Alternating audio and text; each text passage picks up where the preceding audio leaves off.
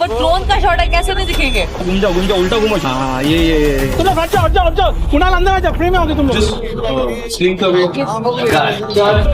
Wrong cast. Anything sexy. Thank you guys, great energy. Vijay Sethupathi की महाराजा और तापसी पन्नू की हसीन दिलरुबा, ये दो ऐसी मूवीज हैं जिनके क्लाइमैक्स ने हर किसी का दिल दहला दिया। शुरुआत में तो ये हमें बहुत ही सिंपल लगते हैं, लेकिन इनका क्लाइमैक्स देखकर सिर चकरा जाता है। जितनी ट्विस्टेड कहानी हसीन दिलरुबा मूवी की है, उतने ही मजेदार इसके बिहाइंड द सीन्स भी है। चलिए देखते हैं कि तापसी और विक्रांत की इस क्राइम थ्रिलर मूवी की शूटिंग आखिर कैसे की गई थी। साथ ही में जानेंगे मूवी से रिलेटेड कुछ ऐसे इंटरेस्टिंग फैक्ट्स जो शायद आप नहीं जानते होंगे, इसलिए इस वीडियो को बिना स्किप करे एंड तक जरूर देखिए। Number 1, shooting location. इस मूवी की शूटिंग 18 जनवरी 2020 से उत्तराखंड के हरिद्वार में शुरू हुई थी। इसके ज्यादातर सीन इसी लोकेशन पर शूट हुए थे। मूवी में दिखाया गया रानी और ऋषि का ये घर ना कोई सेट है और ना ही कोई प्राइवेट मकान। आपको जानकर हैरानी होगी कि ये असल में एक धर्मशाला है।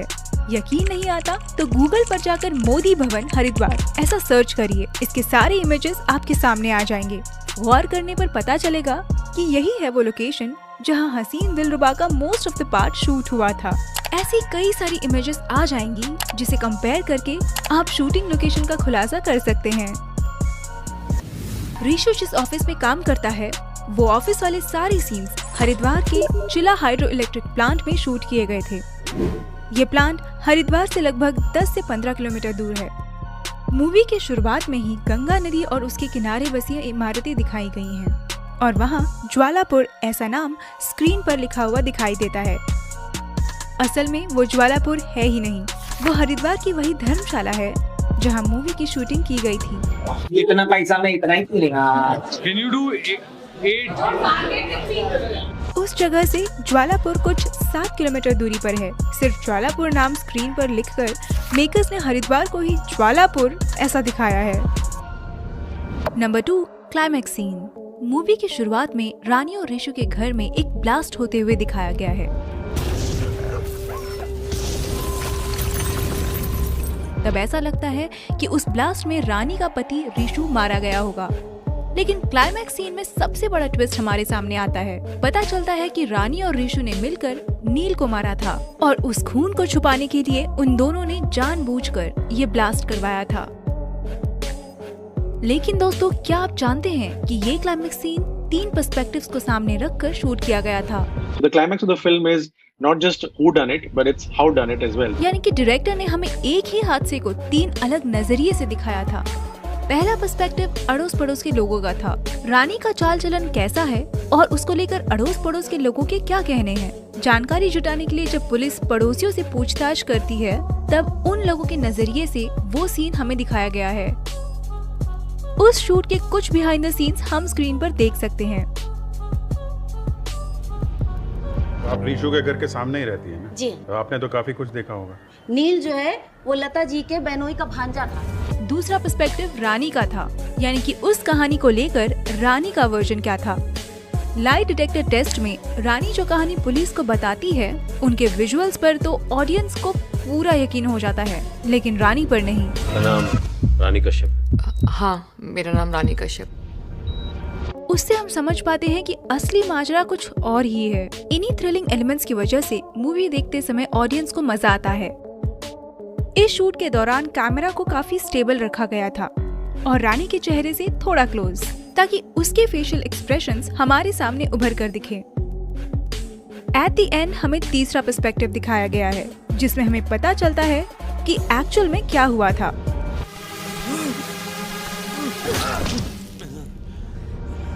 हादसे के दिन का सच रानी के दिमाग में चल रहा होता है और वो हमें उसकी मानसिक स्थिति द्वारा दिखाया गया है। उस समय उसके चेहरे पर के नर्वसनेस को दिखाना था, तो शूट के समय कैमरे को थोड़ा अनस्टेबल रखा जाता था। कैमरा रानी के साथ उसी के मोशन में मूव किया जाता था, ताकि जो चीजें वो देख रही हैं, उसी एंगल से हम ऑडियंस भी देख सके। इतने हैवी कैमरास के साथ इन सीन्स को शूट करना इतना आसान नहीं था। पूरे 3-4 दिन लगे थे इस क्लाइमैक्स सीन को शूट करने के लिए। I think we shot about 3 to 4 days, the climax. उन 3-4 दिनों में उन्होंने लगभग 18 आवर्स का काम किया था। And there were almost 18 hours of work. इस बिहाइंड द सीन के क्लिप में देखिए रिशु और नील की फाइटिंग सीन की शूटिंग कैसे की गई थी।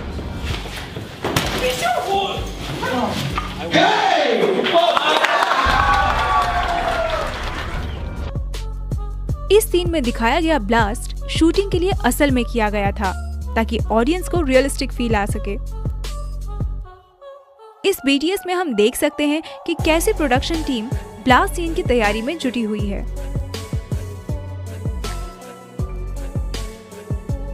हसीन दिलरुबा का एंड बहुत ही अजीब दिखाया गया है। रिशु रानी के लिए अपने हाथों से खुद का हाथ काट लेता है। वास्तव में कोई बेवकूफ ही ऐसा कर सकता है। यहाँ हम विक्रांत को बिना हाथ वाले सीन के लिए रेडी होते हुए देख सकते हैं। मेकिंग ऑफ दिल मेल्ट करदा। अपने हसीन सपने में रिशु रानी को बाहों में उठा लेता है। इस सीन के पीछे की एक मजेदार बात तापसी पन्नू ने एक इंटरव्यू में शेयर की थी। वो बताती हैं कि जब विक्रांत ने उसे उठा लिया था तब उन्हें बहुत डर लग रहा था कि कहीं विक्रांत उन्हें गिरा ना दे, लेकिन ऐसा कुछ नहीं हुआ। That was a time when एक तो Vikrant had to lift me, so I have this whole phobia कि मुझे लोग गिरा देंगे। फन के साथ इस सॉन्ग का शूट कंप्लीट हुआ।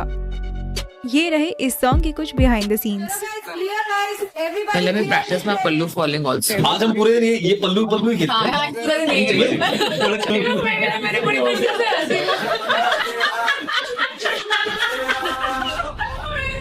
मेकिंग ऑफ फिसल जातू। इस सॉन्ग के कुछ सीन्स में रिशु रानी और नील ये तीनों राफ्टिंग करते हुए दिखाई दे रहे हैं।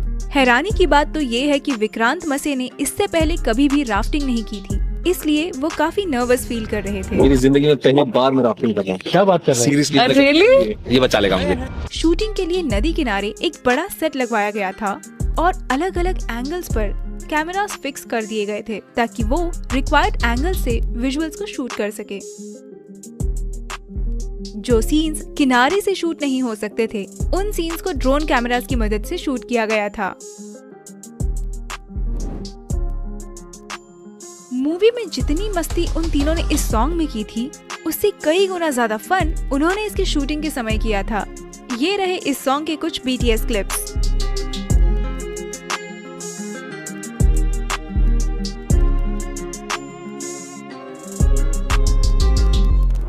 अब हसीन दिलरुबा का दूसरा पार्ट फिर आई हसीन दिलरुबा। फिर आई हसीन दिलरुबा रिलीज हो चुका है।